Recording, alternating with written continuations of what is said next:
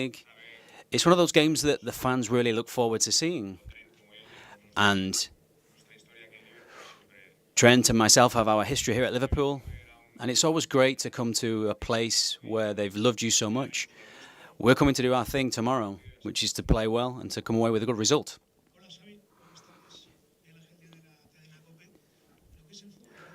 Last year, Mbappe missed a penalty, and he said that he wasn't playing well. And now he's unstoppable. He can't stop scoring. You said you like your players to score penalties, to take their penalties. Are you going to be more strict tomorrow in terms of who takes the penalty? Are you going to give them the freedom to decide? No, I said it in the press conference. We decide upon who is the penalty taker. In this case, it's Kylian's chance to take the penalty, but they will decide also. You've spoken about Trent, who's played here. He has been injured, and now he's come back. He wasn't in the squad and wasn't involved in the last game. Do you feel like he's getting into his flow now, or is he missing something? No, he's good. He didn't play because of the context of the game, but he's available to play in any number of minutes. Tomorrow he may play. And then after the injury he had, we need his qualities. He has great qualities.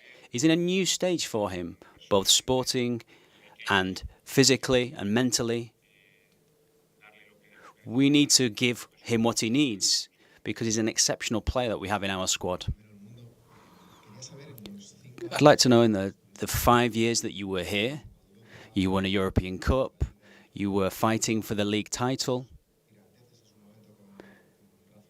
You obviously were here with Rafa Benitez. How has all this influenced your career as a manager to take decisions on a daily basis? A lot, because it wasn't just a simple step. I had a long period as a player. I learned a lot from Rafa when I was with him about elite football, to analyze details, to prepare for games. And I always had that curiosity. And that helped me to be in this position where I am right now. And then if you like football, you want to be at one of Europe's big teams like Liverpool are. And there were some great years that I had at Liverpool. And they helped me a great deal as a player, but I'm sure they also helped me as a manager too. I remember many things from that period which I still use today. There's been so much harmony with your recent victories. You've only scored 1 goal from set piece this year. Can you explain the reasons for this, or have you looked at that? You have players that can take good set pieces. And then Arbeloa said yesterday, I'd like to know what you think it's fair that the mark that he gave for your performance so far. You've asked quite a number of questions there. It needs to be one question in future. Or the second.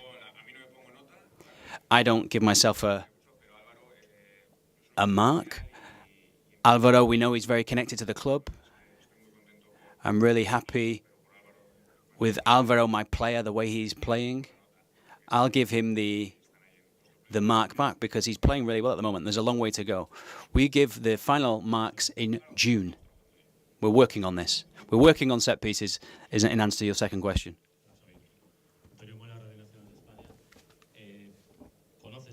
You know Anfield very well, and you know that many times a volcanic atmosphere is created. How can you fight against that, knowing that you're a manager now? What do you say to the players when they're coming into this stadium? There are some crazy minutes that happen in this stadium. What do you say to them? I think many of them have already experienced it. Recently or in a negative context most recently, but maybe not in the past. There are moments in the games where it's almost like there is a force where the stadium is vibrating, and it can help the home team very much. These are players who know when it's heavily charged atmosphere. They know how to respond well. I really believe in my players. We can talk about it as well, but it's just the players that go onto the pitch. I'm on the bench, and sometimes you lose control of the game, but you have to try and prepare them mentally for these types of games. That's really important. And then the quality, the footballing quality, and then the personality of these players will be determining. We are going over who's taking the penalties for Real Madrid. Mbappe, Vinicius. You have an interesting history at this club because Gerrard always took the penalties here, but in the Champions League final in 2005, he didn't take the penalty, but he was on the pitch. Why did you take that penalty? And was that your first professional penalty? You're well informed. I'm sure that a few of the English colleagues remember this, but we'd already got through to the final, and the last game of the league we played against Tottenham, and Steven Gerrard missed that penalty. And then a week later, we played the Champions League final, and Rafa assigned either me or Harry Kewell to take that penalty. Harry Kewell wasn't on the field when we got the penalty, so it was my turn to step up. And I'd never taken a professional penalty in my career. On the rebound, I managed to convert the penalty, and it changed my history as a player, because if I'd not converted that penalty, it wouldn't have been 3-3. And I think you remember what happened in that final after that. Hi, Xavi. Last year, you came here to Anfield. Could you tell us, how do you experience these revisits to these stadiums? But inside, how are you feeling about this return to Anfield? Do you let yourself get carried away with nostalgia, or do you control yourself? I try to not allow the emotions to overcome me too much, to be focused on the game in the same way that we prepare for all games. That doesn't change my preparation, my connection with the players, what we need to do, and then beyond that, what will happen. But at the beginning, you have to distance yourself from the emotion. I need to think about whatever stadium I go to, where I've had a connection in the past, you try to distance yourself a little bit so you can be more focused in looking in what I have to do as a manager for my team. Verts very well. He's adjusting to a new league here, and you know about that. Do you think he will be a success at Liverpool? Yeah, for sure, absolutely. I have no doubts. It could be just a matter of time. For sure, it's a big change for him to come here to Liverpool after so many years in Germany, his whole life, and few years in Leverkusen. He needs to adapt, but he's really special player. He has the quality, he has the personality, he's competitive. So when he makes that tweak, it has happened with great players during the years in the Premier League. And I have no doubts with Flo. He was so special, and probably one of the reasons that I am here is because of Flo. So I am thankful for him, and hopefully not tomorrow, but we are looking forward that he starts showing his quality and his class. Hi, Xavi. You just spoke there about when you return to a former club, you take the emotion out of it, or try to. Have you spoken to Trent specifically about that? Because obviously, towards the end of his career here, he had some bad reactions from the fans, and chances are he might get it again tomorrow. No, we haven't talked about that precisely. We have talked about, sure, about the team, about the club, but he has his own feelings, and he has to enjoy it as well his own way. So I'm not gonna tell him how he needs to feel it. For sure, his history is a little bit different from mine. He's born and bred in Liverpool. I remember him from young age in the academy after coming for the first team, winning the Champions League. So he deserves to enjoy that moment, because it's nice to be back, and for him it's gonna be nice. Hola Xavi, aquí al fondo Nico Díaz Menéndez para Televisión Española. It was surprising that you trained in Madrid and not here. Did you think that perhaps when you see training sessions and something can be taken from them? No, I also did that at Leverkusen. It's not something that I've changed. It's just the way I feel it's better to prepare the game. Not because I'm suspicious of anything or any conspiracy theories or anything like that. It's just the way that I prepare the game. And if I do it in Bayevas, we could control things a little bit better.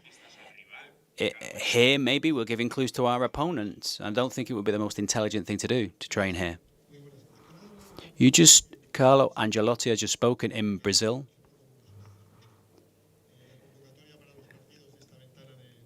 Ancelotti has spoken about the international date. He mentioned Vini as well. He said, I spoke to Vinicius. And he said he committed an error with Xabi Alonso. I don't know if people in football have seen what we all saw. I've already spoken about the issue with Vinicius. I think it was really important that we spoke about it on Wednesday. Important that he spoke to his teammates about it. And it was just left and underlined after that and finished. We don't want it to happen again. And it was closed. The chapter was closed. And that's where it stayed. 2 final questions. We're seeing in this Champions League, in this league phase, lots of goals in each game. In fact, there was a 4-goal average per game in the last round of games. When you're going into games like this and you've had very tight victories, do you think about the tension, not allowing yourself to be relaxed when you feel that a game is won? Does it make you feel more concentrated? Yes, you have to be focused at all times. Against Juventus, it was a really tight game. The objective was to win the game. But when you have the opportunity to extend the scoreline, they're really good opportunities to score goals, because you know that after our experience of last year, because we didn't really know how the format was going to be resolved, you understand that the most powerful teams are getting more points in those first round of games. And I think they will find themselves in the top 8 or top 12s. And we're learning about this format. And we know that when we have the opportunity to score goals, we have to be decisive to get the 5th or the 6th or the 7th goal. Because the idea is to get as high as you possibly can in this table. And it changes when you're at 8th or 9th position in the league. The other day, you made it clear that your penalty taker was Kylian Mbappe. If there's a foul just outside the area, who would you like to take it? Kylian Mbappe? Or we have many that can take those free kicks. Kylian is one of those. But they have to decide that on the field. We guide them. And we know that there are other players that can take free kicks, depending on how far out it is or the profile of that free kick. And then they will decide upon what to do themselves.